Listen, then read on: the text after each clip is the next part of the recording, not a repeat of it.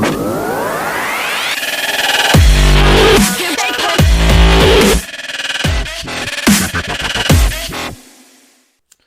up, everybody? Welcome to SWAT MMA, where we're smoking weed and we're talking mixed martial arts. We are on episode 97. My name is Jarrod. I'm here with Paul. What up? We're coming to you from the fight capital of the world, Las Vegas, Nevada.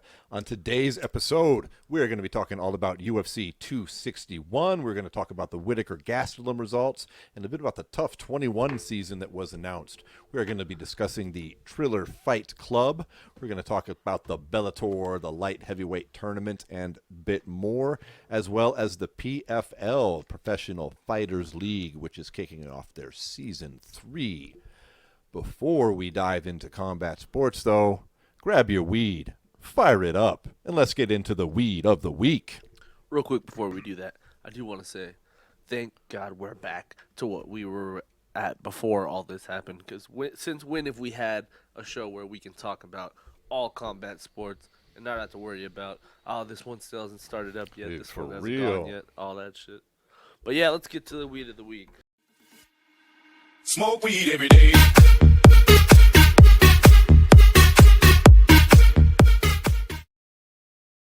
Now, we got to be honest with everybody listening, Paul. We don't have any new weed this week. We got a new week this week. Because, frankly, what we were smoking on was so dank, so chronic, we just kept on smoking it. So we got the Blue Dream Haze still, which, dude, honestly, that is some of the best weed I have smoked in a long time. Like, that is some fucking chronic. Yeah. And that in case you missed last week's show, it is Blue Dream crossed with Super Silver Haze. We still have some Thin Mint Cookie, which is a phenotype of Girl Scout cookies. Yes, we've also brought back a little bit of the Platinum OG here, which we've smoked several times throughout this show. And we always got the Aero Pro pens. I know you got like a raspberry citrus Aero Pro in there, right? This shit is intense. I don't remember what the strain was called. We got the PAX 3 loaded up as well. Now, listen, while we're smoking this down, I want to ask you something. Obviously, this weekend there was a lot of combat sports, and we're about to talk about them. But I saw a movie that was so dope. I know I texted you, but you didn't say nothing. I got to bring it up again. Oh, you're talking about the one with the guy from Breaking Bad? Got to let our listeners know, too, seriously, because I'm going to figure our listeners are fans of the fight game, right? So you might like a fight-centered movie. And you might think that this movie is called Nobody, starring Bob Odenkirk. You might be like, Bob Odenkirk, Saul? Like he's supposed to be like a badass. I get it. It sounds weird, That's right? You got to see this movie, bro. That is one of the best movies as far as for what it is, which is a damn good fight. Tell me what it is, though. What's it about? Dude, he's a guy, and you can learn this much from the preview, so this is really no spoiler here to anybody. It's called Nobody because he is a guy who's just living in basically a suburban life, right? He's got a wife. He's got like 2 kids. Job he fucking hates. He goes to really fucking boring shit. He's kind of like a weak looking dude. He's fairly beta, like people are kind of walking on him a little bit. He's taking a little bit of shit, and then his fucking house gets robbed, and he comes downstairs in the middle of it with 2 people robbing his house. Oh shit! And his son and him sort of like prevent it, but he doesn't do as much to stop him. He like lets the people go, and his son starts thinking he's a pussy. Oh wow! And then like they keep finding stuff in their house that was missing, and like this one final thing that's missing like sets him off. It's his fucking like his little baby daughter's kitty cat bracelet is fucking gone, and like that mixed with all the shit that's been happening at his work, which we see in a really coolly edited way, like he's just like, that's it. I've had motherfucking enough. Turns out, old boy is not a nobody. He is I'll just say he's a very specialized type of agent who was sleeping, like a sleeper agent, who did so much bad shit for the 3-letter agencies that he was just like out fucking. And then we learn his story, and in the meantime he goes hunting for his daughter's bracelet, and that shit is such a fucking good movie, bro. Like Bob Odenkirk, I read that he spent like 8 months learning how to like properly throw a punch and properly do shit. They said that it took him 2 years to get in shape for that movie. I believe that, yeah. Because I was just referring to the punching alone. Because like he doesn't look cheesy. This isn't a cheesy movie, and he's not like a superhero. What it is extremely violent, kind of funny. It's not over the top with like cheesy one-liners. Yeah. But it's kind of like a throwback to those movies back in the day where you just have like this badass motherfucker who was kicking ass a little bit, but even better, dude. This was like so much better than Taken. Really? Like, it's not a new concept. Does he answer the phone like Taken? No. Does he have a special But set of dope. skills? I'm telling you. He actually, they kind of like play off Make a that joke line. about it? They Yeah. make a joke about that Oh, particular okay. thing, but he says something different. That's funny. Dude, it's I literally wanted to watch it again after I saw it. I What's could it not on? believe how good it's on right now. You can get it on demand. Oh, okay. I mean, it's pricey right now. It's that $20 stuff. Unless you know how to, watch movies online, you might be able to find it cheaper. But like, it was in the theaters, and then they just released it digitally. It's still in theaters, I'm pretty sure. Trust me, if you're into any type of movie like that, this one is excellent. I was blown away. I'm probably going to watch it again today. Do it. So, nobody, Bob Odenkirk, check it out. Especially you, Paul. I'm telling you. Nope. You will be like, damn, Jarrod, that movie was dope. We should watch it again. All right, let's fire this up. Hope you're smoking something good, folks. Let us know in the comments what you're smoking today.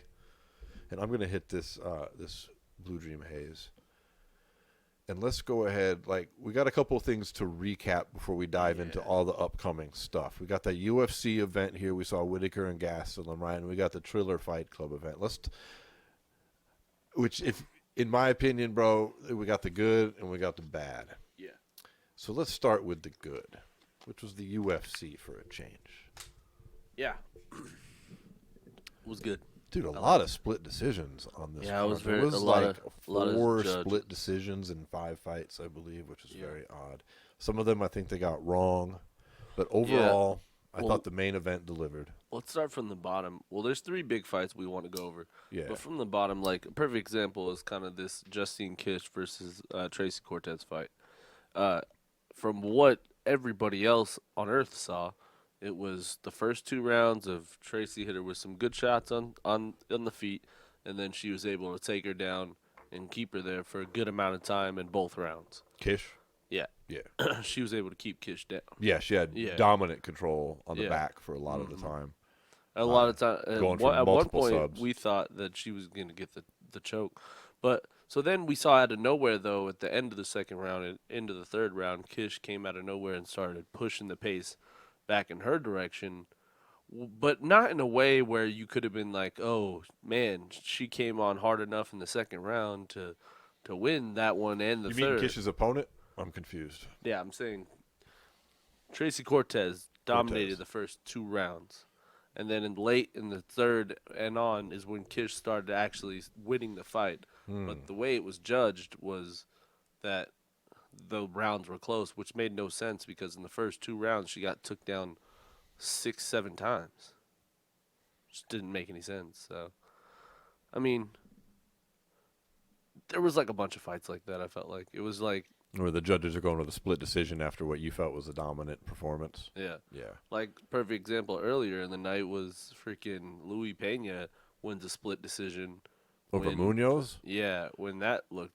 I was shocked by I that was like, what decision. the I thought fuck? it was a clear victory for Clear Munoz. Like, Once again, though, I think it's that new scoring because, like, I they're didn't treating I don't- takedowns like punches, which make no sense. Makes no sense. Takedowns are like punches now. That's technically how you score takedowns now. but that doesn't make any sense. It doesn't make any sense You at all don't because have you're to know much completely about combat sports. yeah, to you're see that. completely changing the place in which the fight takes. You know the where the fight takes place. It's a huge change of momentum. Sometimes fucking You're gonna see, you can see 200-300 punches Yeah. in a fight. You're not gonna see 200-300 takedowns. no, that's not gonna happen. You can stop a takedown. You can't really stop punches. You might be Yeah. able to slip a few. You might block one, but overall, you're gonna get tagged in a fight. Eventually, yeah. Like, unless it's some crazy blowout where somebody doesn't land a punch, Mhm. like Askren Masvidal, Yeah. you're not gonna get blanked like that very often. That's a ridiculous thing to score them the same. Yeah. So Maybe that was to blame on some of I these don't know. crazy split decisions. was I thought weird. Munoz got robbed. I thought Kish got beat, but I like her. She's nice. She's a Vegas local. My kid's taken courses from I her like Tracy before. Cortez a lot. Tracy Cortez, yeah. She's a good friend of mine. No, I'm just kidding. She's not. She could be though. You'd like it. Yeah, I would. Yeah. You would not be upset if that Wouldn't was be such a upset if thing. she was a nice friend of mine. Yeah. No, she seems She's dope. She's Dope. another one though from a Contender Series. mhm. See, like there's mixed mixed results with that, you know? Like, sometimes you get those people that are a little too new, then you get people that you could just kind of throw them in the mix and see what happens. I feel like Tracy's more of the latter half, where she looks like she has some promise. Kish is a legitimate veteran That's of a MMA. legitimate That's win. a win. Yeah, that's a real win right there. Absolutely. Yeah. So we'll see what happens with her in the future. Well, let's talk about someone who we're surprised is part of the present. We had Andre Olofsky get back in the win column on the quick turnaround after his loss to Tom Aspinall. He picks up a win over Chase Sherman in another fight, which was real back and forth, and you really could have win either way. I had him winning, and I thought he did well. Actually, Sherman's a tough young fighter. I feel like he just came on with the more volume. Like, Sherman was hitting him with some good shots too. Yeah, but Andre's chin held up. Yeah, I was surprised. I was not too. Surprised, Sherman's big. But like, not like we're talking shit, but I mean, look, he's been hit a lot. Yeah, he's in his 40s. It's like, come on, let's be real. Well, he picks up a win there, which was great to see. I like Andre. Well, perfect example of how crazy it is he's doing what he's doing at this age is I saw this stat that said since 2015 he has never been the favorite in the betting odds. That's correct. 17 straight UFC fights. He's been the betting underdog. That's crazy. That's insane. It's literally crazy.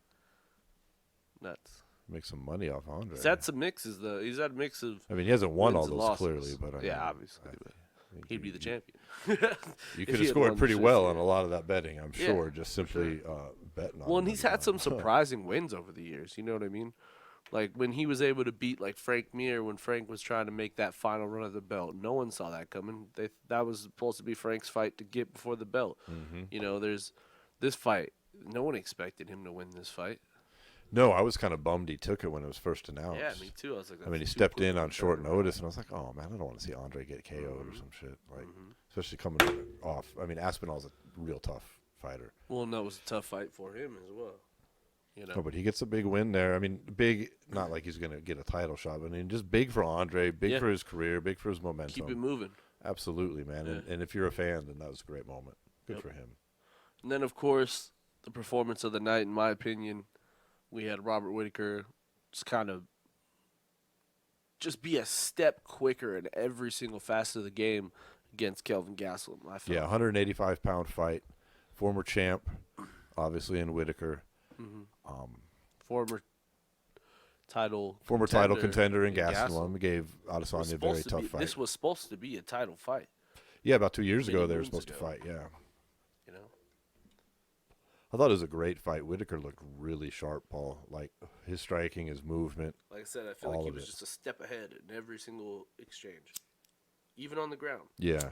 Yeah, I was real impressed. A very dominant performance. And basically, and we talked about this last week, if this scenario played out this way, but I think that it solidifies him over Marvin Vettori for the next title shot because of his resume, not only in just his last 3 wins, but, being the former champ as well. I think the only argument Vettori has is Vettori was real dominant in the wrestling game, and from what we saw in the Jan fight, he's not the great. Maybe he had an off night, but prior to that fight, it was, take him down, and no one could. But then Jan was easily taking him down. So, of course, Jan was considerably larger due to Izzy's lack of a weight gain. But larger though as well. Vettori's a big dude as well. It's just what I was going to say. But Whittaker looked really sharp. I want to see him get that title shot. I think he earned it there. Vettori can either take another fight, wait for the winner, in my opinion. Or you have them fight each other, which I continuously bring up to you. Yeah, I don't like that. It. No, I just think it kills off a contender. When we were just talking, 3-4 episodes ago about how there wasn't a good contender. True. Now we've got 2 for now. I mean, they always pop up, and it's hard to predict when that'll happen. But for now, if it just plays out this way, yeah, true. Then at least we could somewhat predictably say we get Whittaker, and then Vettori gets the winner if he doesn't take another fight, or if he does choose that risk, then depending on who he's matched up with, would change that. That's true. Well, So overall, that was a pretty good event, I thought. I don't like the split decisions, but I found the fights mostly entertaining, and I liked having fights of consequence at the top. yeah. I thought it was a consequential fight, even it being a replacement fight. Even though Gastelum was, ranked 8th or whatever to Whittaker's 1, it was still world-class fighters there, guys that have been in there for titles. Yeah. I mean, I do obviously think that. Here's my problem with Kelvin Gastelum, man. I like Kelvin Gastelum, but ultimately, I think he's at the wrong weight class. I agree. I mean, look, we've met Kelvin in person. He's surprisingly small. Yeah. Not trying to talk shit. Like, he's. I can't believe he gets there and fights with some of these guys that he does. Like, Michael Bisping is a pretty big fucking dude. Yeah. He fought at 205. Yeah. He's not a small man. Mm-hmm. Chris Weidman, Chris Weidman's big. very large, which you could tell in their fight. Gastelum really should be at what weight class? Probably I know 170. Yeah, 170. Same here. Yeah. Well, and here's the thing. I think at 170, he's championship caliber. I think at 185, people can argue that he has been in the championship conversation, but I think when he went to 185, he struck when the iron was hot. Look at the fights that he had at 185 to get to the belt at least. So he lost to Weidman in a fight that some people are like, oh, he rocked him, whatever, but he ends up losing to Weidman. Mm-hmm. Then he gets that Bisping fight, which was the former champion, and knocks him out. So it's like in a situation where the belt then gets vacated and given to Robert Whittaker, you have no contender. You get, ultimately you get freaking that fight that was supposed to happen. That falls out. Then you get the fight with Izzy. Like, all that, like, you know what I mean? All that conundrum of everything that happened in that history with the middleweight championship turned into an opportunity for Kelvin Gastelum. And he seized it with the knockout of Bisping. Yeah. And getting that fight with Izzy ultimately. Mm-hmm.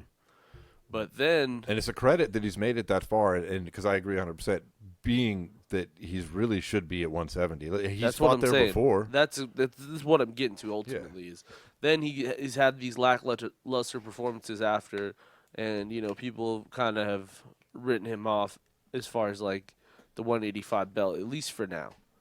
Right. So why not move back to 70 and have more of a, just a fresh view, but obviously it's another look at what you were fighting at before and the division and everything like that. Because I just feel like at 185 he's going to keep running into people that are just physically bigger than him. Absolutely. And Absolutely possibly stronger. He's a strong motherfucker, but... Like, we're not talking shit about him being weak, but let's be honest. He only missed weight at 70 because of a poor diet, man. Yeah. I mean, I'm not going to be convinced of anything other than that. Yeah. And he can clearly lose a few pounds. He doesn't look out of shape. He's not like Roy Nelson or something, but I mean. But he could get cut up. He could clearly lose some weight. Yeah. And when he was missing weight at 70, he could have clearly lost some fat. Like, it wasn't like he was shredded, looking like T-Wood or anything. Mm-hmm.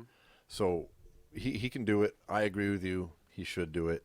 So Whittaker gets a title shot.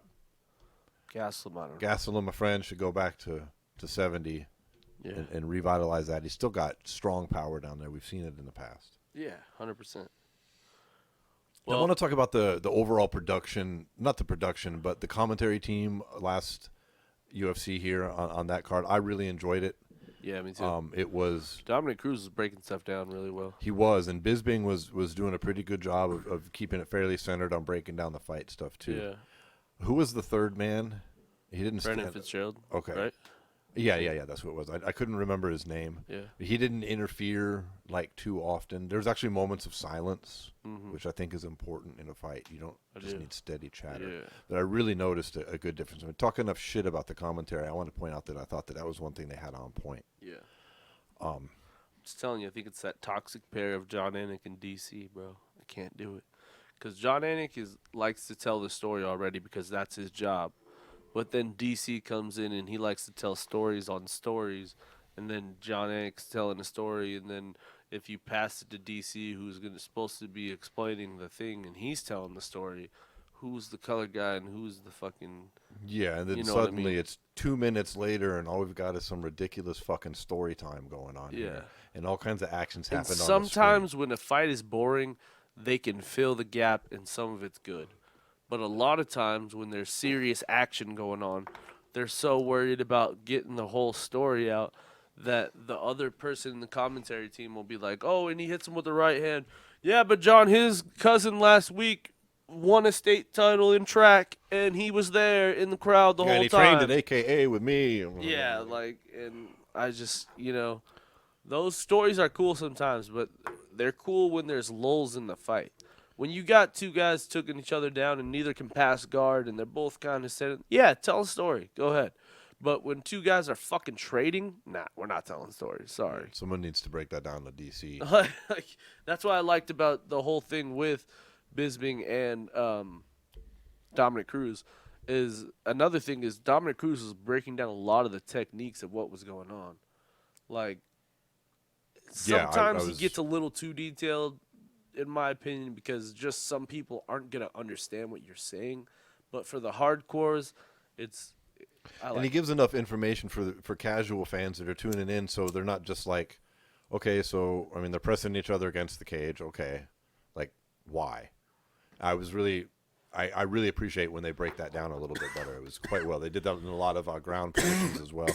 Good shit. Yeah. So, kudos to that team. And now let's talk about the other big show, which is put on by what is now known as the Triller Fight Club.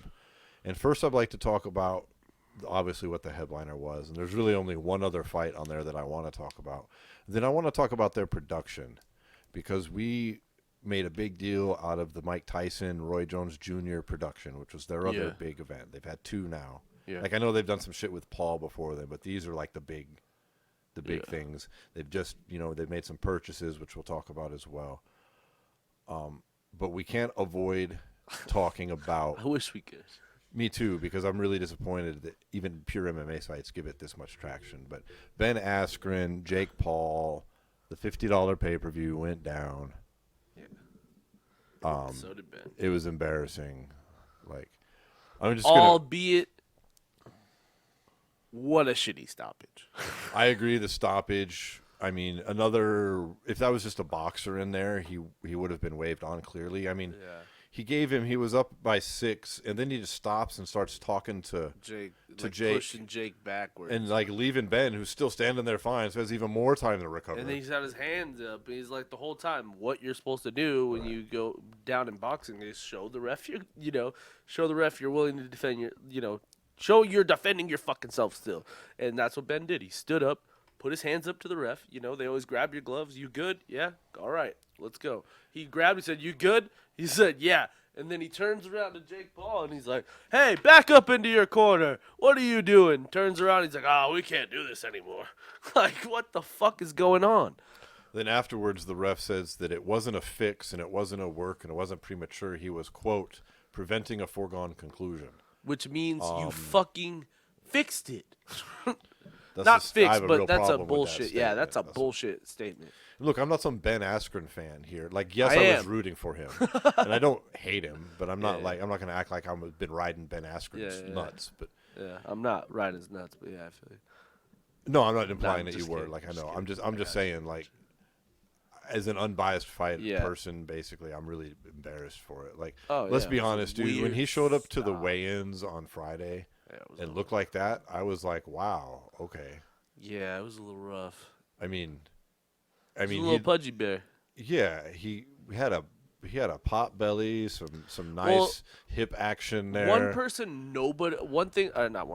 thing nobody is talking about is the fact that this fight was also an extra 20 pounds heavier than what Ben ever competed at. Yeah, that's what I'm leading to, is obviously he had to get fat in order just to weigh in at 190. Yeah. Like, he's clearly not a 190-pound dude. Yeah, no.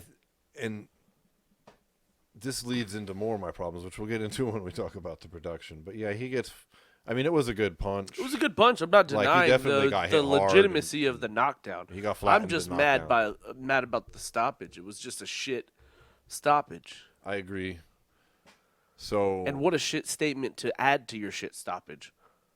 So, yeah, that's what happened. Trying to stop the inevitable. That's fighting, you fuck. Yeah, and it's not like Ben is some rookie. I mean, yeah, he's a rookie in the boxing ring, but so is fucking Jake Paul. Yeah. He has yet to fight any type of professional boxer. Ben looks so bad though. But Ben, He's waddling out there. He looked like the Penguin Man. well, I guess all those videos of him hitting pads that I was hoping were fucking a troll job were not. That was embarrassing, man. I honestly feel embarrassed for MMA a little bit because I mean, why though? Like, I don't mean I'm not like I'm not talking my life is ruined. I'm just like, damn, that's just a bad look, man. Sure, it's a bad look, but you have to think like Even that though- was like the ultimate selection of fucking everything. Like everything was so handpicked, selected in Jake's favor. Like, let's just be honest. He asked a fucking wrestler who he watched get outstruck by another grappler who Damian fucking Maia. had zero striking as well, who was 20 pounds overweight, has replaced hip, and has been semi-retired for the last 5 fucking years. Yeah, So, and completely like, 100% retired let's just for be more honest. than a year. Let's just be honest. Like, I fucking said what I said on the show and said Ben's a fucking professional and he should have won the fight, and all that shit is still true. But to this day, I will tell you right now that every fucking odd was stacked in Jake's favor on that night. 100%, which leads into one of my problems here. Like, how are these becoming sanctioned professional boxing matches? True. It's got to be, in my opinion, because fucking Jake Paul is rich. Yeah, it's like celebrity boxing. Because Mike Tyson and Roy Jones couldn't get fucking licensed in California, and that was a joke. And you have got this guy who has now fought, he's got a 3-0 professional boxing record, and he has fought one person, Ben Askren, who knew how to punch, and he's fought 3 people who don't know anything about boxing. And Ben knows how to fight. Ben's a fighter. He doesn't know shit about boxing. The first 2 guys weren't even fighters. There's a fucking NBA player and another YouTuber, right? Yeah. Do you realize that's the equivalent of, like, I don't know, LeBron challenging like a hockey player to like not a basketball game, Yeah. but like A track meet. yeah, Yeah. like what? Yeah. Or like when when Michael Jordan went and fucked around with baseball for a minute, Yeah. right? Wasn't a baseball player, but they humored him for a minute and he was just okay. It'd be like him going, I don't know, fucking Wayne Gretzky, you want to come play me in a goddamn baseball game? Like, of course Jordan would smoke him. He's sitting there playing with AAA teams. Yeah. Playing with a hockey player. What the fuck does he know about baseball? But it's Yeah. kind of similar. He's got a stick Yeah. and he hits it, right? Yeah. You think MMA is kind of similar. They got fists and they use them. Yeah. I don't understand the sanctioning. It's horse shit. You've got this guy, and kudos to him for making money. I respect the hustle here. He's adding to his wealth with this bullshit. How is this a sanctioned fight? Any amateur boxer on this planet, I feel, with any type of experience, would smoke this motherfucker at cruiserweight. And I think anybody entering the fucking Golden Gloves and making it past the first round in any state tournament, smoke this motherfucker. He needs to be careful. He's not a real fighter. Barking up the wrong trees right now. He's got, what, 3, maybe 4 years of gym experience? He's got 3 years No of gym amateur experience. fights? I Thinks thought it he's was going to 3, beat yeah. up Nate Diaz next, which is a fucking joke. Nate Diaz has real boxing. He's not like Ben Askren. Yeah, Nate Diaz boxes with real boxers. Dude, there's too. only one person in MMA who I'm a fan of, incidentally, that I think possibly punches worse than Ben Askren. And, oh, yeah, He outpunched. Paul called him out, too, and that's fucking Dylan Dennis. You think Dylan Dennis has worse striking than Ben Askren? I don't Unless it's improved greatly. His shit in his first 2 Bellator fights was No, awful. the first one was bad. The second one was improved. The second first one- one hangs out The in second my one, mind remember, he rocked the dude in the second one with as punches. being, yeah, I guess, well, the first one. Well, he still gets called out. That's the only other person he actually made a real effort to fight with the whole little stage water balloon bullshit and all that. Yeah. I mean, Still, he calls out Connor, yeah. but Connor don't even give him the time of fucking day. But you know Neither what? No did Nate. one. I don't know when they're gonna fight because Dylan keeps lying about his knee surgeries. You know that he had a fucking ACL and PCL repaired this last knee surgery. No, I That haven't he's been checked in out with for the him on last social year. in a while. I know He's been out for a year. Like he's been out for a year with this. Yeah, that's why he was telling yeah. Askren he couldn't fight him because he's having surgery and shit. Yeah, exactly. And so Or not Askren, I'm sorry, Paul. Yeah. Yeah. And everyone keeps going, nah, he's just being a bitch. Why would he waste his like possible future of his career to box Jake Paul one time? Like, I'm sorry, I'm not doing that. How are these bouts getting sanctioned though? Yeah, doesn't make sense to me either. If it's not his money buying this shit. So, I don't like it. And let's talk about the Triller, because I don't want to talk about that fight anymore, okay? It's over, it's done. Right? You got anything else you want to say about that actual fight? The Askren Paul shit? No. The only other fight I was semi-interested in there was the Frank Mir, Steve Cunningham fight. Yeah, which Mir looked all right. Mir did embarrass himself. He won a round on the commentators' cards and I think one of the judges. But he didn't look terrible. He looked like he was in the fight at any time. Like, yeah. It wasn't embarrassing. Which means you know what I liked about that Mir fight, though? What I'm saying right now you might not like. I think Frank Mir striking in that fight looked better than any bare-knuckle heavyweight I've seen so far. Like, there's been some wild fools, but I think, like, as far as composure, as far as, like, what he can translate over, I think he's going to do fine. Now, see, I was watching that fight mainly with the transition to bare knuckle in mind, because if anybody who's paying attention knows that's what's going on here. I feel like Frank did a good job physically controlling the fight. Like, Cunningham was obviously getting the like better a tank. Yeah. But you know what I'm saying? Like, he's obviously Cunningham was getting the better punches. Yeah, Cunningham's a former world champion. He wasn't just Yeah. fighting any old boxer here. Yeah. It's not And he's still in great fucking shape, dude. Yeah. He looked great. he looked fine. Yeah, so But Mir did pretty good, I thought. I was actually impressed. physically, I feel like he's going to be able to, like, that's one thing in bare knuckle I feel like is a very appreciated part of the game is, like, that not only the clinch, but the ability to control where the clinch goes. I feel like that's where Frank's background in MMA and judo, jiu-jitsu, like that whole camp he's been in wrestling, obviously he's been a part of, is going to help him in bare knuckle more than it did in boxing. Frank's hands and his boxing skills were far better than I had anticipated. Frank used to have a nasty tie clinch, too. I was just going to bring that up, too, and that translates into bare knuckle. And let's talk about his size for a minute, because he was humongous. He's going to be way bigger than Joey Belcher. He weighed in at 275 pounds, and he didn't – Frank is this weirdly built guy. Like, he's big, but he's really thick. He's like Lesnar now. Like, I don't know what the fuck happened in it.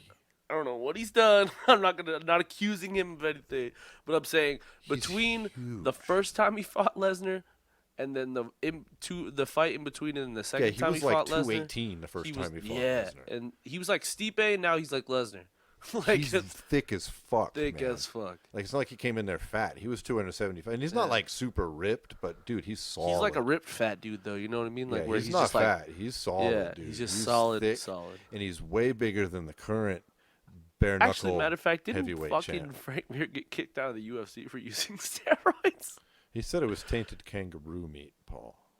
Of course. And that's such a wild excuse. Him and Alistair sharing.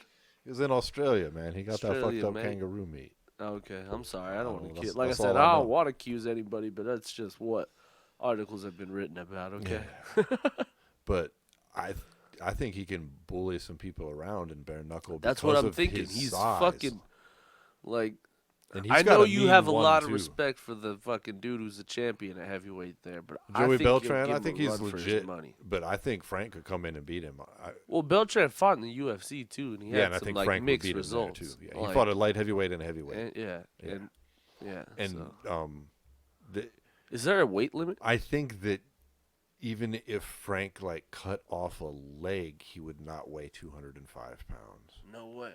So Beltran still has that same frame as he had as a 205er. Yeah, he's kind of a like lanky kind of thing. Yeah, I don't remember exactly what his measurements are right now, and I'm not going to look him up, but he's around 6'2". Like, I've met him in person. Yeah, like, I was at the fucking at a weigh-ins when I first moved here. It was before you and I started going, and I'm out getting a fucking beer. And, like, he comes right up behind me just in line. He was there to watch the weigh-ins and get a beer. Oh, nice. Like, he was really cool. I bought him a beer. That's what's up. And then he was super nice. And that's my Joey Beltran story. But anyways, like, he's a cool dude. That's why I kind of like him, you know what I mean? And I follow his shit because, like, I thought that was really cool. Yeah. But yeah, I think Mir could fuck him up. I do. I think Mir could do really, really good in bare knuckle. That's what the president of bare knuckle was talking about before this fight going in, that he wanted to just see how Frank looked. You know what I mean? I think this was If I'm him, I'm happy with what I saw. Dude, I was checking out the pure boxing sites this morning, and they covered this. They covered Mir's fight, and they all said they thought he looked far better than they expected as well. Yeah. Like, clearly he got beat. We're not saying he won. Well, because he's but always he had a looked hybrid good. style. They thought he did real respectable. Yeah. He even in MMA, he was always super hybrid with his style because like he was good on the ground, but he also was willing to stand and trade. Well, you know, I heard a story about that, Paul, from Chael Sonnen just the other day, that he said that back in 2008, so this was when Mir was a legit contender in the midst of like being a wrecking machine, that Mir sat down and told him that like the reason that he's being so successful is that he knows just enough about everything to always have an advantage. Like he's not going to know enough about boxing to be a pro boxer, but he knows enough to be pretty darn good. Yeah. Right. But if he's with somebody in the cage who's got better boxing than him, well, that's all right. His jiu-jitsu's pretty fucking good, obviously. But if he's in there with a better jiu-jitsu guy, well, then he's got better fucking judo, or he's got better fucking Thai. He's got, he's got all these little areas where he could just revert to a different strategy that he knew enough in to give him an advantage.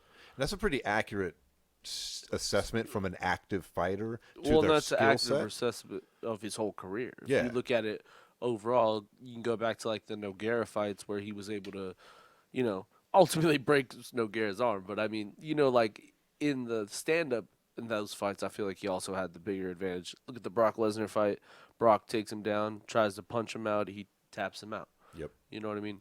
Like, there's been situations in his career where you can see all those have been applied. You know what I'm saying? And I think that shined a little bit here in the pure boxing scenario where he could just focus on that he clearly was pretty decent. Not enough to jump in and beat a former world-class fighter. But if you go to bare knuckle, going into bare knuckle, he's in the right place. Yeah, Frank Mir's boxing was looking all right. He's such a big motherfucker, man. Get hit by a bare knuckle of that big-ass hand. And he's so big, he might have a bit of a shell. Yeah. Yeah. Like when Frank turns his shoulder. So is there a weight limit man. though? I'm not sure on their heavyweights, honestly. Their weight classes are a little wonky, and they're still pretty new. But we'll find out. And as he makes his debut, we'll definitely talk about that. Yeah, true. Because he's got to have 60 plus, around 60, 55 pounds on Joey Beltran. Yeah, for sure. And he's not out of shape. I mean, he just went 8 rounds. Yeah, and that's harder than the 5 2-minute BKFC rounds. Weren't they going 3-minute rounds too? Yeah, they were. That was a real match. Yeah, real boxing. Damn. So Frank Mir put that in your cap. You're a pro boxer, brother. Yep. But yeah, I mean. So then that's it for the fights on there. There's nothing else worth talking about. And finally, I just want to wrap this Triller conversation up with a discussion about the overall production and direction of what they're doing, because they're trying to make moves in combat sports. They bought Fight TV, which is a fairly respected name. I mean, Fight TV's been around since 2012, putting on lots of combat sports, wrestling. And they want to keep it, as far as I understand right now, they want to keep it Fight TV and just get more into the more legit boxing and some other things. Yeah. But what are they doing with this? The production was awful. That production went from what I thought was excellent in the Tyson event just a concert to what I thought was the pacing was terrible. The camera work that was so good in the first one was shit. The commentary was shit. The commentary, man, it makes DC and Anik and their worst look like the best you've ever seen. Yeah. I mean, the commentary was outlandish. Yeah. It made no sense whatsoever. I mean, they were treating Weeb like it was 7th grade. Yeah. I mean, and it was such a mix. Like the first one had a little bit of music, right? Yeah. And I thought it was I was like, oh, this is kind of cool. Yeah. But it wasn't a whole lot of music. This had like 3 hours of music. Dude, the first 2 hours, and I double checked this. Justin Bieber did like a 7-song concert. Yeah, dude. In the first 120 minutes of the pay-per-view, there was 6 minutes of boxing, and the rest was 6 music acts, and then Ric Flair, and then the slapping shit, and then like you just said, they had Bieber for like 7. Like he did his whole album. Bieber singing love songs, and then they also had a part which I admit I liked was and that's because I'm a fan of all these people, was the Mount Westmore rap supergroup premiere, which is Ice Cube, E40, Too Short, and Snoop. Yeah. But then they do a whole long set, right? Like, who are they trying to reach here? Like, who's buying this pay-per-view? I mean, let's break it down. The main event is Askren and Paul, right? So you've got Paul's YouTube crowd, right? And you've got MMA hardcores who follow and know who Ben Askren is, basically, right? Mm-hmm. So mixed with where does Justin Bieber and a rap supergroup of gangster rappers from the fucking 90s mix into that? Ric Flair? You think Jake Paul's friends care about, or you followers care about Ric Flair?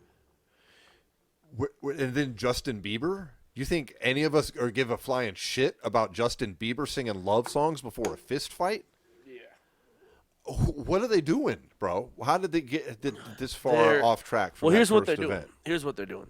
They're not having Mike Tyson as the main event, first of all. Dude, they cut away. One final thing. They cut away from an actual boxing match, one of their fights, to follow Pete Davidson walking around the fucking auditorium. Yeah.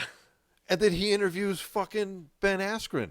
Yeah. He's an SNL comedian, in case you don't know, people listening. Who the fuck is Pete Davidson? And then fucking over a fake Twitter beef that they had for the fucking, for the thing. Like, who paid $50 and liked all of that, dude? You know what? I hate to bring this up, but just to add to that, did you see Pete Davidson ask Jake Paul about his sexual assault allegation? No, I couldn't watch all that. I had it on, but it was off, and I'm gonna be flat honest to our listeners. I did not pay $50 for that. I found a stream. I'm not giving that crap my money. Dog. He straight up asked him in the fucking in the locker room, bro. No. He goes, so what's going on with that TikTok chick who gave you sad sex allegation against you? Is that going on? Is that real? Is that just bullshit? And his fucking lawyer pops up right behind him. He's like, yeah, nothing's going on with that bullshit. That's all fake. That's his lawyer was all of a sudden was right behind him, bro. And that, how about Oscar De La Hoya coming on for the Frank Mir fight? Super coked out. That was completely jacked. Calling everyone out. Talking about he's fighting in a couple months. I mean, I haven't checked I online. love Mike Tyson. What? Yeah. I said I love Mike Tyson. He gave a speech to Mike Tyson, who's nowhere in the building and probably not watching. I mean, dude was clearly fucked up. Dude. Yeah, clearly wasted out of his mind. He was on coke for sure. He was super talkative. I didn't even find it funny. I'm like, this is you're embarrassed. This is not good. Embarrassing yourself. Yeah, fuck.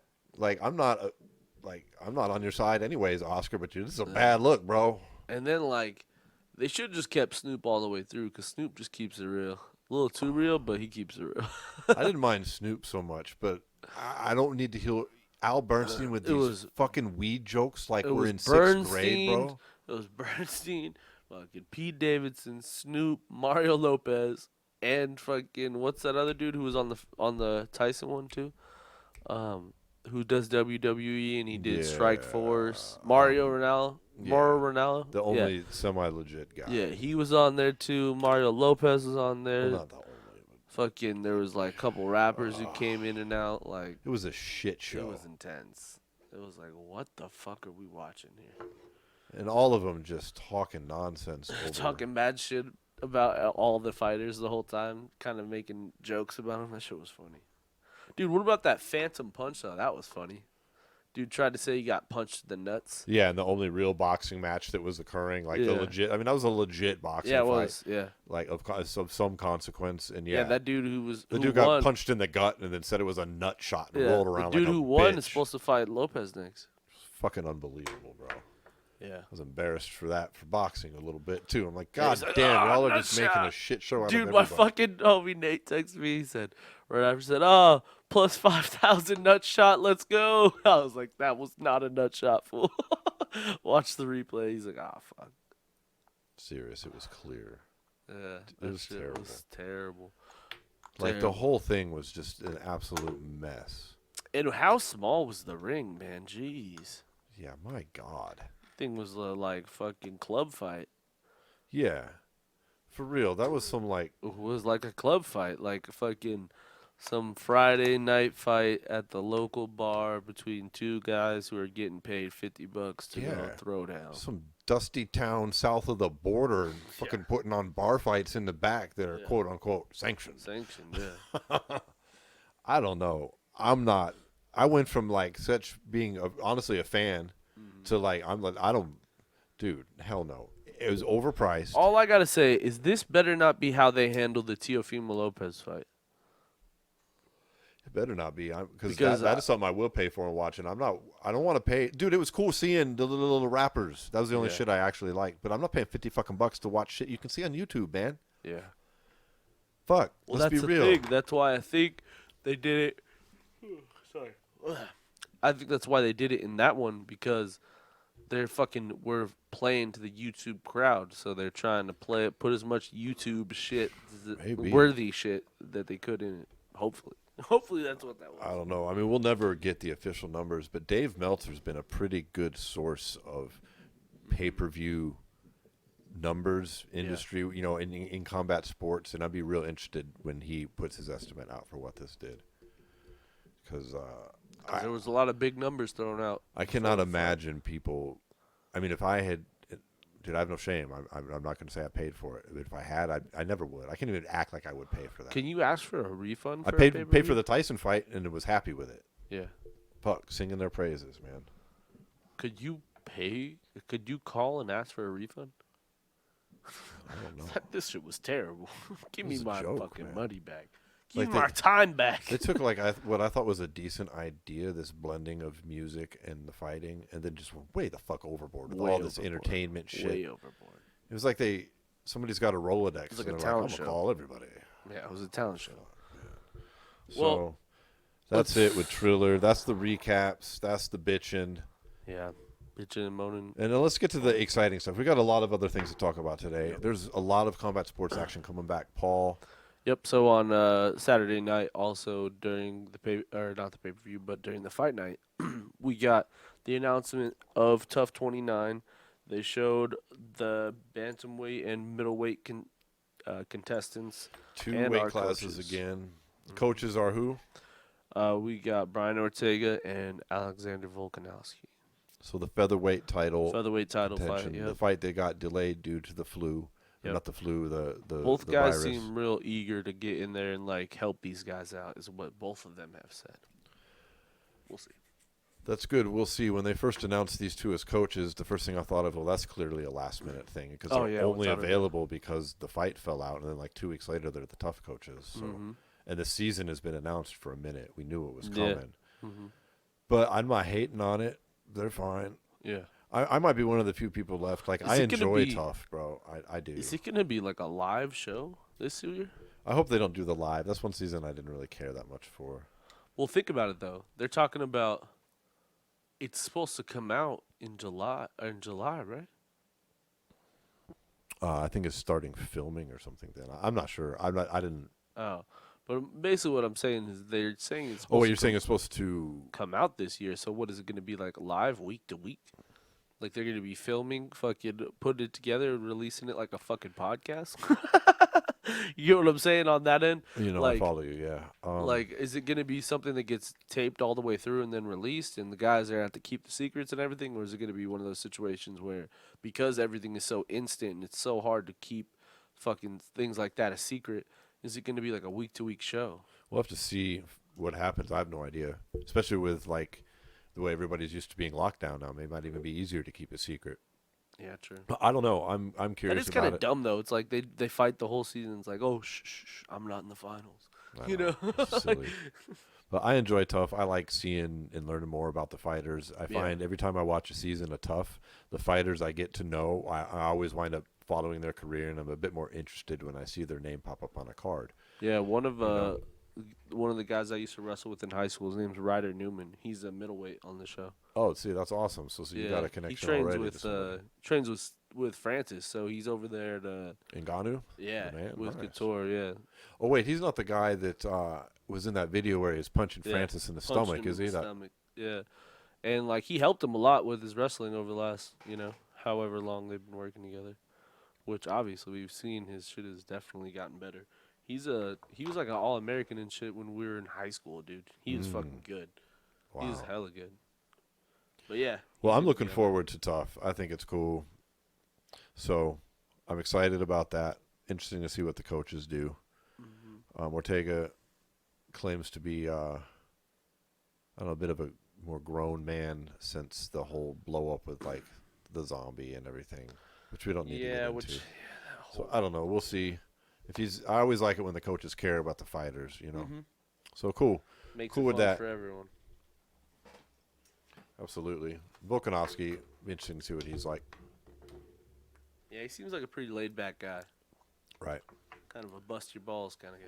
And I'm sure he's got some interesting training stuff. I mean, he's strong as a fucking ox from his years of rugby. As fuck. Just to remind our listeners who you might not know, he's 200 pounds. Yeah, he's the featherweight 145-pound UFC champ, and he used to be a 208 pound rugby professional player. Yeah, pro rugby player. Yeah, so he's got he's very, very strong.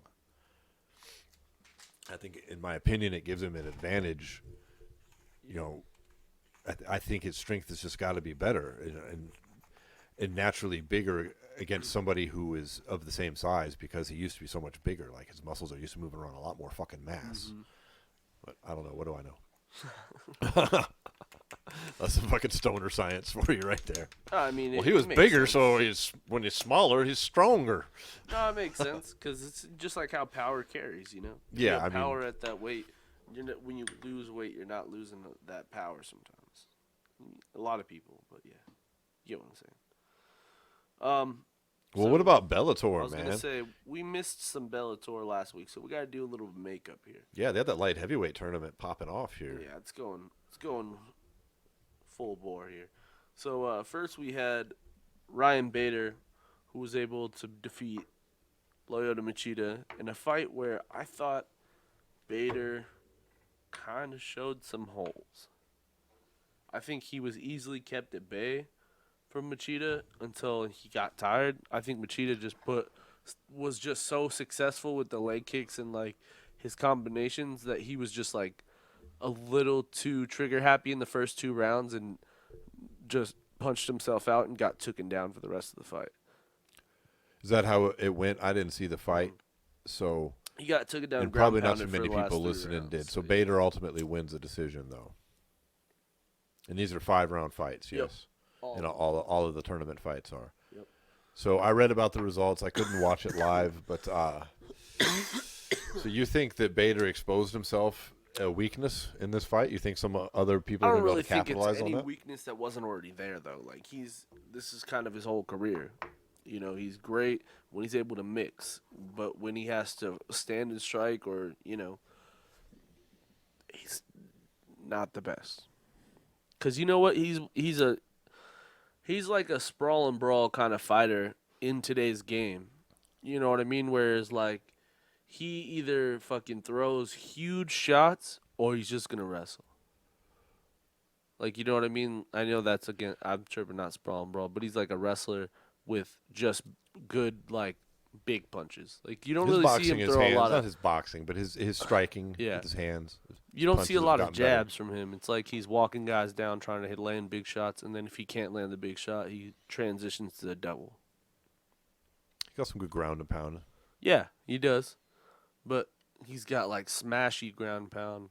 But then on the feet, I don't feel like he carries that same, like, pressure. You know. Well, he's in this tournament, but he's also still the current heavyweight champion. Yeah. He was the champ over there, light heavy and heavy. But the man who beat him was also on the card, fighting Phil Davis, right? Well, that was this last weekend. That was last weekend? Yeah, so we got Vladimir Nemkov, who was able to defeat Phil Davis for the second time, which is a big, big win for him, because that's a statement. The first fight was close. Mm-hmm. But I think this fight was a lot less close. To beat the champ. Yeah. And the current heavyweight champ, and then to follow it up with Davis is a legit world-class fighter. Oh, yeah, 100%. So, very 100%. Impressive. So, yeah, Nemkov keeps it moving. Bader keeps it moving. Then we had another, we got Corey Anderson fighting on there as well, right? Who was Corey he fighting? Anderson, he was fighting, the former, I forget his name. I'm sorry. Well, he made short work with the TKO. Yeah, he just beat the shit out. He just took him down and beat him bad. It was a former Ryzen champ. Yeah, yeah. I can picture his name. It's a big long one. Yeah, that's what I'm saying. It's like already he's a hard former to. Rising guy. Yeah. And he got smashed. Yeah. And now that's a couple fights here where Corey Anderson just come out goes with the fist. after it. Yeah. First Melvin Manhoff, now this one. And this is after hearing that criticism from Dana in the UFC that he was like boring. Boring, yeah. Corey's making a statement. I wonder how he matches up with Nemkov. I wonder if that's what we're going to wind up seeing. Because I think, who does he get the winner of? Do we know that yet? I think it's. I'm not sure. Well, we'll talk about it next week as it unfolds. Well, we still have on the 7th of May.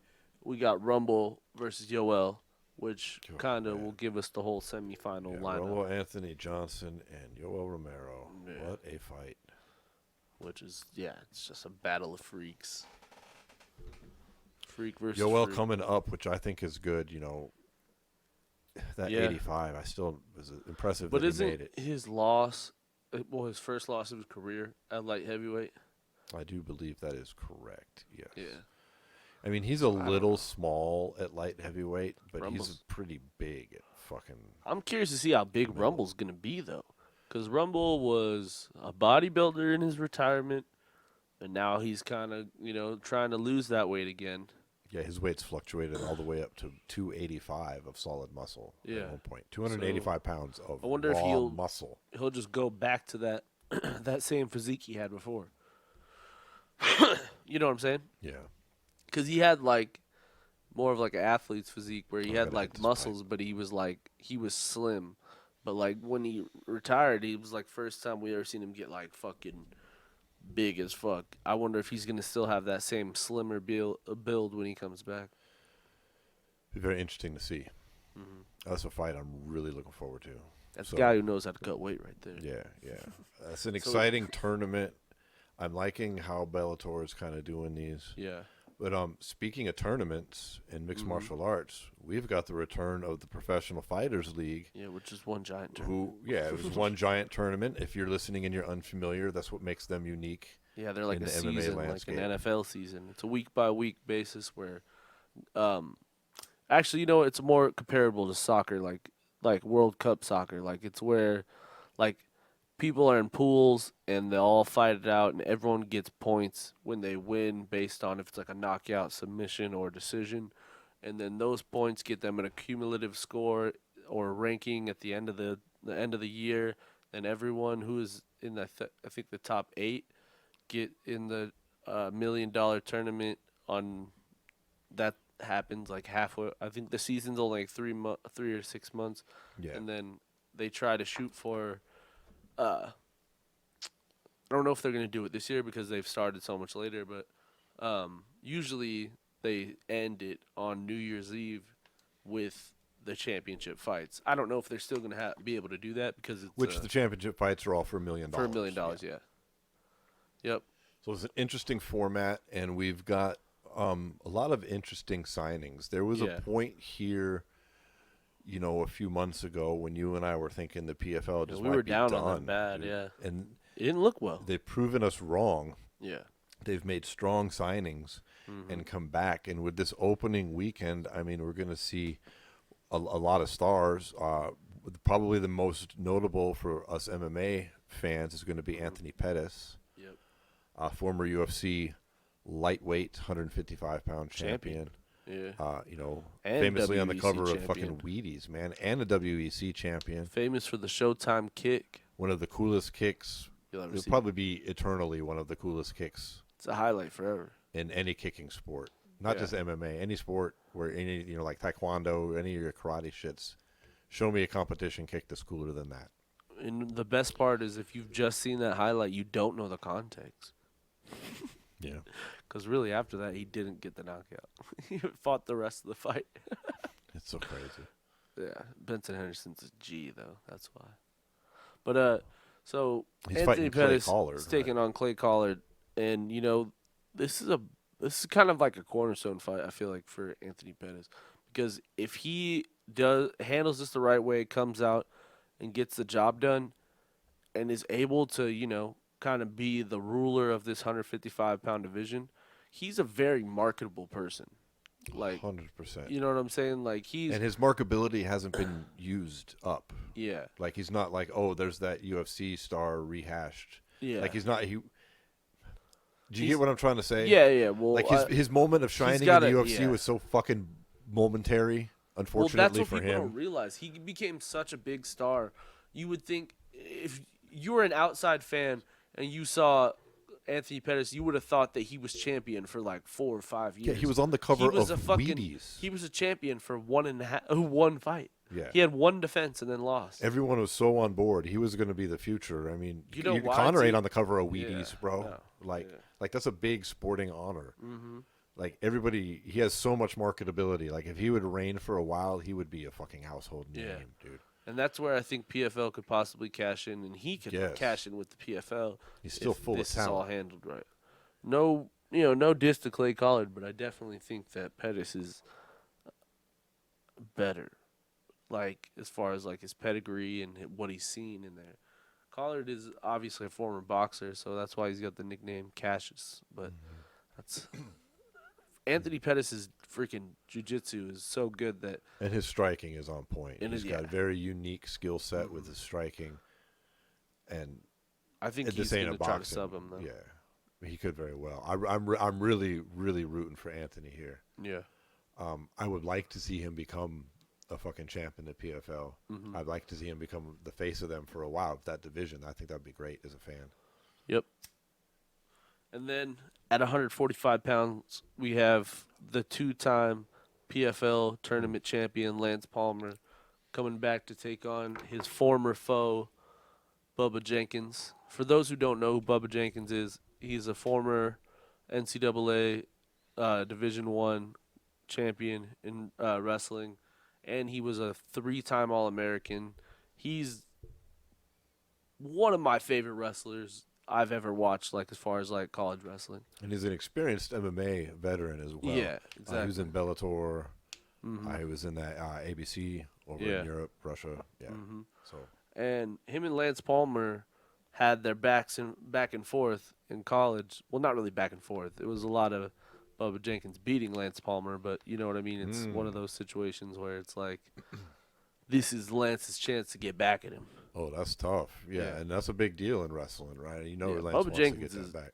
Bubba Jenkins is probably one of like the most talented guys I've ever watched wrestle. He was just so effortlessly good at wrestling, and he like people don't realize he was in the NCAA finals as a freshman.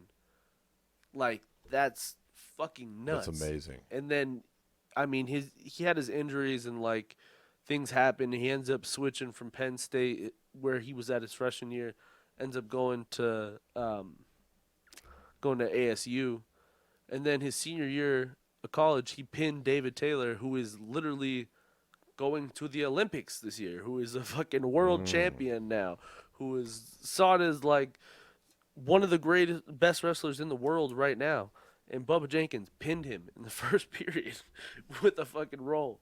It was like one of the coolest things I've ever seen as a kid. I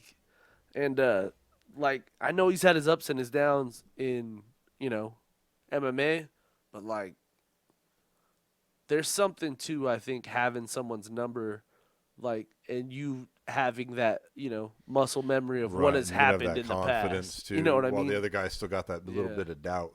Well, Lance Palmer's very accomplished. I mean, he's a 2-time tournament winner here. Fighting, is he still at he's still at fucking Alpha Male, right? Alpha Male. As far as I know, he's still at Team Alpha Male. Yeah.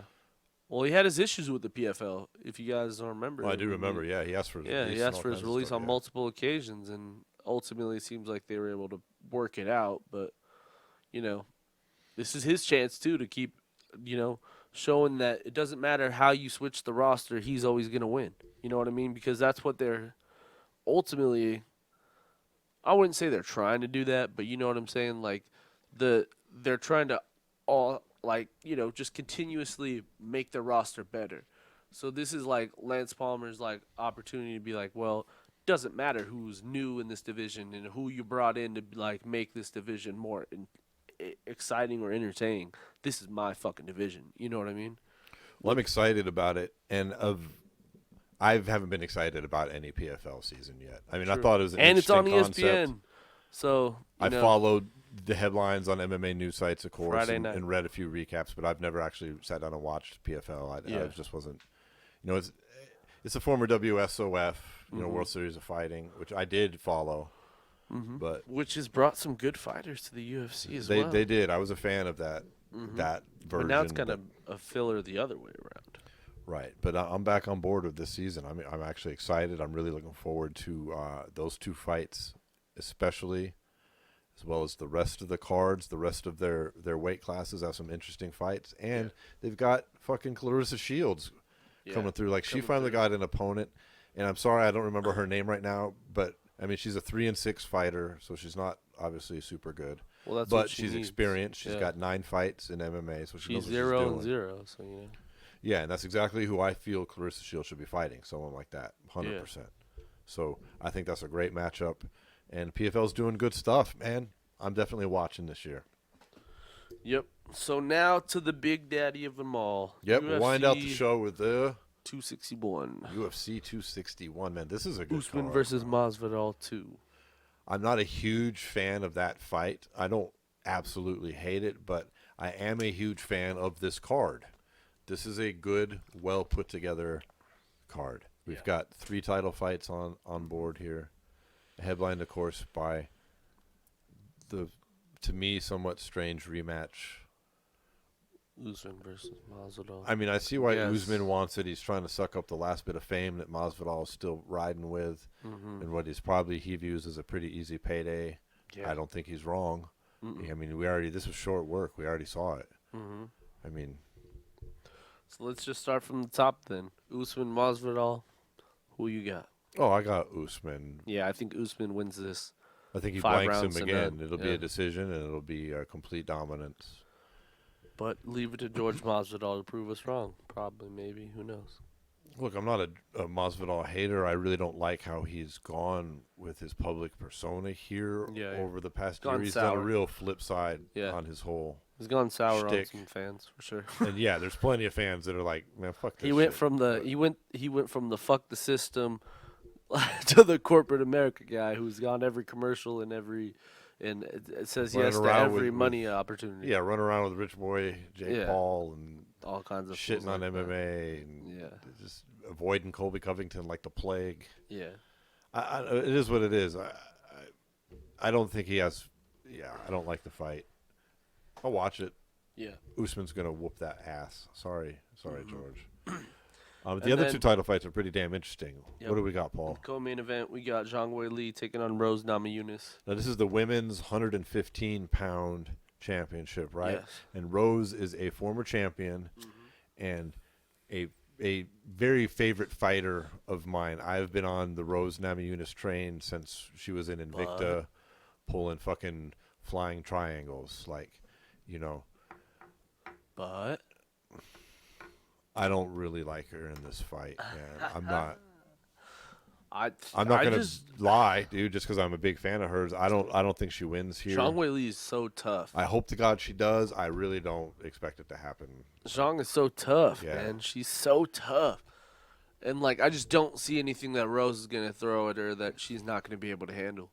Unless Rose has added some new shit to her game, which is possible. It's we possible. haven't seen her in a while, and yeah. she is a very hard worker. She trains with a good team, and plus, her significant other is also a former MMA fighter, which just helps, because you're getting the MMA at home too. You're getting the knowledge, and they're fucking around. And he's also in her corner. Yeah, she's definitely a constantly evolving fighter. Yeah. Who could come out and completely prove us wrong. And dear God, Paul, man, I really hope that's what happens. I hope she gets that title back, dude. But you're not going to see me betting on it. And you ask me who I'm picking, I would have to pick, Zhongwei. Yeah. While I'm rooting for Rose all night, though. So, but the other title fight has another one of my very favorite fighters, Paul. Well, this is another championship fight that is between 2 champions, It's the 125-pound the flyweight women's championship, right? The former champion, Jessica Andrade, taking on Valentina Shevchenko. Valentina Shevchenko. See, you know what I like? I go back and forth with this fight. Not that I think that Valentina is going to lose this fight. No. But what I'm saying is I think that Andrade is the most dangerous fighter she's fought, at least in her last 5 fights. Obviously, she fought. Okay, that caveat, I like that caveat you just put there. Yeah. I'm saying at this weight class, 125. Take her 135 career and throw it in the garbage. I'm talking solely her 125-pound chapter of her career. This is her toughest fight at 125 pounds so far. Don't get me wrong, Joanna was tough, but I never thought Joanna was going to go out there and knock her out. Joanna's not that kind of like fighter, and they had fought before, and like they had that history. This fight is brand new, and Andrade has a lot of power and explosiveness in her movements. You know what I'm saying? I'm not saying the way she would beat Valentina would have to come from somebody like a Jessica Andrade, who's going to try to go out there and knock her head off. You know what I'm saying? Which ultimately could be an even more masterful performance for Valentina, because what does someone like Valentina love? Someone who's going to come charging at her. You know what I'm saying? So I do think Valentina is going to win this fight, but this is the most dangerous of her opponents at 125 pounds. I agree with that assessment. Andrade is very dangerous. She has that, it sounds so cliched, but it's cliched because it's a thing that's real, is that puncher's chance. Yeah. She is powerful. Well, not only that, she's powerful with her slams and stuff. If Valentina, that's how she won the belt ultimately against Rose. Rose took a break in between and found herself slammed on the side of her head. She couldn't control getting knocked out in that fight. If something like that happened to Valentina, no one's going to write a paper the next day saying Valentina has no chance in a rematch against, someone like that. You know what I'm saying? There's just situations where I've seen Andrade pull off knockouts where I just didn't see them coming. You know what I'm saying? Not to take anything away from Andrade, but a lot of that knockout was also a mistake made by Namajunas in holding on 100%, to that position. 100%. If she would have let go, she would have landed that way. She would have landed on her back, and yeah. Who knows what would have happened from there, but it wouldn't have been that crazy neck knockout on her dome. Yeah. But, and I don't disagree with what you're saying. All I can say in response, and I know you already agree with me too, is that Valentina's a savage. We are talking about one of the most talented mixed martial artists on the planet. And just to specify for any new listeners that might not know, I don't mean in the women's division of UFC. I mean one of the most talented mixed martial artists on the planet. Valentina Shevchenko is on a whole nother fucking level. I think she'd mop the floor with Rose. She'd mop the floors. I just don't see it happening. I see her losing if she makes some kind of mistake. That's if what she I'm saying. gets cocky, if she somehow overlooks Andrade. Mm-hmm. If she's on Which her she's game, never overlooked anybody. She's so never I even come close to thinking maybe she did. She's lost like one round in her last 6 fights. And she's just been masterful. Yeah. So I agree. And if it was anybody else that was champ, maybe Andrade would be able to beat her. But I don't see it happening unless some shocking things occur. Mm-hmm. And I am excited to see another masterful performance from Shevchenko. Well, I think it's a double-edged sword for Andrade because she's extremely powerful. But if we've seen Shevchenko fight against people who are thought they were dangerous like that and got fucking sent home. Yeah, she's got a real high. Not only is she super skilled, but her fight IQ is extremely high. And I don't think we've seen everything she has to offer either. No. I think she's similar to John Jones in that way. Now, Jones gets a lot of heat because some of the closest of his last fight, so that part's not comparable. She's still blowing everybody away for the most part. Yeah. But that thing where you just don't know if you've seen somebody's peak yet or every facet of their game, and no, I don't think we have. She's a very, very unique talent. Mm-hmm. Well, yep. And then one of my favorites of the favorite. Oh well, who you going with? Valentina, obviously. Oh yes. I think honestly, I don't think too. this is going to be. I think it's going to be a whooping. Well, now we'll move on to my favorite fight of the night. Honestly, and it's Uriah Hall taking on Chris Weidman. 185 pounds. 185 pounds. That's a fight. Chris Weidman, the former champ, of course, famously beaten Anderson Silva twice. Had his ups and downs since then. Uriah Hall, clearly you can say the same thing. Chock full of talent, never made it to championship level, of course, but some very famous knockouts of his own, especially on the TUF. We were talking about that show earlier. Yeah, probably the most devastating knockout I've ever seen. Yeah. Yeah.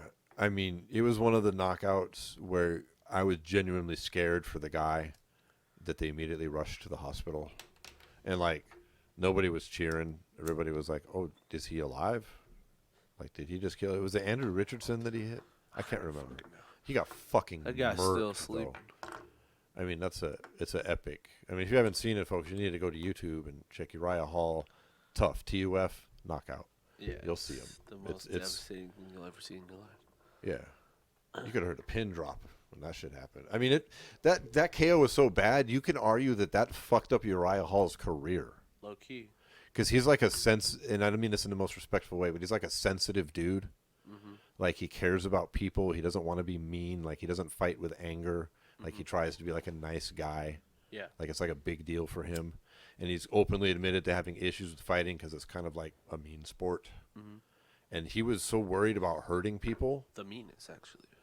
Like, legit worried about hurting someone like that he held himself back in fights. Yeah. Like, that's how fucking crazy that knockout was. Yeah. But I like this fight, too, because he's having a bit of a rebound. He's a little more nasty, a little more tougher these days mentally. He's coming off the knockout win over Anderson. Yeah. And he's fucking, he's been on point, and Weidman is in dire need of a win here. Well, you know what I like that Uriah's getting these kind of fights, too, because he spent the last year and a half living in his fucking gym because he couldn't go home to his family because he wasn't sure if he could be spreading COVID and shit. So he slept and lived inside the gym for a year and a half. Really? I didn't know that. Trying to get fights. That's when the Yoel fight fell out, when the Jacare fight fell out. All those fights fell out. He was living in his gym the whole time. Well, that'll. I don't want to say toughen you up. Like, he's not weak, but I'm just saying when you get that kind of hunger, it can overcome any qualms you might have about punching another person in the face. Yeah, true. You know, and he seems like he's tuned in a little bit more to that fighter instinct, and he's got a ton of talent. Like, I think this is the type of fight that Weidman needs as well, because it's not a former world champ or a top 5 guy he's fighting, but Uriah Hall is still a dangerous fight. And if Weidman is washed still up, matters too. Like like both these guys are like they're relevant in the division. Yeah, they're still relevant. Yeah, 100%. And Weidman is in not a do or die, but it's just if he wants to maintain that relevancy, he needs wins here. Yeah. Well, he's coming off his last. He got that win. Yeah, he got that win, but that wasn't like super duper impressive. No. He took some big shots and was able to overcome that guy. Yeah, his wrestling pulled him through on there, thankfully. So, but I like that fight too, man. That's a great fight. I'm going to go with Chris Weidman here. Ultimately, I think Uriah Hall is going to win. I like Weidman. I'm even going to break up my Weidman Reebok UFC gear. It's Venom now, dog. What'd you think of the Venom gear, man? They're all right. I'm just like whatever. It's like the same thing. It kind of looks like the same thing, which is a different design. Yeah, it's like, okay, whatever. Yeah. Can I want to make a side note real quick while I'm thinking about it, because it kind of ties in. It's got a lot of colors, a lot more different colors, I guess. When Dana White made this transition to get rid of the fighter sponsors, he famously said, "I don't like our fighters looking like NASCAR cars. When they're in the ring, it looks unprofessional when they're in the cage." I'm sorry, right? Yeah. And I could not help but think about that watching this last card. When you look at the fucking UFC mat, which just used to say UFC in the middle, how many fucking ads are on this mat that looks exactly like what? A NASCAR car. Yeah. Exactly. Good point. It's pretty ironic, man. Yeah, that is ironic. And I mean, that's how they wound up with the Reebok uniforms anyways. I hope Venom makes better gear. I didn't see. I saw the new stuff and was like, okay, whatever. I mean, it's not. It just looks the same. It looks like the same shit. It's like they just tweaked it. It looks like the same, but like the fighters get to choose whatever color shorts they want. Yeah, and instead of it wasn't being like it wasn't like, you know how the Reebok one was like based on where they were from and like the countries and stuff. Like, yeah, I hated like, that. They didn't have that for the Venom ones. Yeah, thank God. I didn't like that. Nah. I mean, I don't really care. It doesn't matter either. I don't like it because of outside things of MMA. Yeah. That when I'm tired of division all over the place. Like, let's just be fighters. We don't have to be like, true. oh, it's an American versus a Russian, or just Yeah, like, true. I feel you. dude, we get divided enough. Can we just be? Let's just fight, please. Yeah. They're already fighting. You don't need to. True. True. And that just kind of rubbed me the wrong way. But I felt like they just took the Reebok designs and where like Reebok had like a solid color block. Yeah, they were They like put like a smoke pattern slightly into the color block. Yep. And they were like, ta-da. Yeah. Whatever. I don't hate it. I mean, there's only so much you can do with it ultimately. The pay structure's a joke, dude. They added like $500 here and there. Yeah, it's like God. Doesn't even keep up with inflation, let alone the fact that UFC sold for $4 billion during this course of time. But anyways, let's circle back here to the fights. I'm picking Weidman. You're picking Uriah Hall. Moving on to the next one. There's a couple other good fights on here, yeah. Yep. We got Jimmy Crute taking on Anthony Lionheart Smith. Man, speaking of somebody who needs a win here, Yeah. Lionheart. That's what? He's lost 2 in a row. Yeah, followed, and I think maybe he won one, and then he lost a couple before then, too. Oh, yeah. No, he lost He's to on a Jones, stretch. beat Gus, lost to Rakic, lost to fucking Thiago Santos. Yep. So, yeah, I think he's lost 3 or 4. Yeah, he needs a win. Yeah. He's fighting a dangerous guy. Jimmy Crute's pretty solid. Crute's fucking good, man. Yeah. People sleep on him because he's a little bit younger, but, like, he's very well-rounded. His jiu-jitsu is super underrated, and he can knock you out at any time. I seem to remember him having some pretty powerful kicks as well. Yeah, he's got some good kicks as well. Yeah, he's a fucking game for he's real. Tough. I think this will be more of a measuring stick of where Anthony Lionheart Smith is at. You think if he's still going to be somewhat of a force in the division, or if we're just going to see him really? You think down. there's a chance he goes back to 185 pounds? I don't know. He doesn't look like he has a lot of weight to lose. I mean, yeah, he's true. a big, filled out pretty lanky well. guy who's filled out pretty well at 205. Yeah, and he's always pretty cut, you know. And we've seen him, you know, in person as well. He's large. He's a big dude, fucking dude. Yeah. I was surprised he could get to 85, honestly. Yeah, true. So, true. I'm gonna pick Lionheart, and that's mainly a sentimental pick, honestly. I'm picking Lionheart, he's but got I good think skills, it man. could be it could come down to experience. You know. Yeah, it could, and he's got a ton of it. Mm-hmm. He's got a lot of great submissions. He's been in world championship fights. I hope he just corrects the ship and gets a big win here. Shit. Yeah, true. Man, this All right. Thin Mint cookie is good that we're smoking, I gotta say. Yeah. I'm digging both these strains. Me too. Well, let's close out this card with the main event of our prelims. We got Cowboy Oliveira taking on Randy Brown, which is another.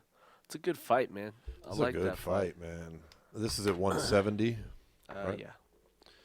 So Randy Brown coming off the Contender Series, right? Mm-hmm.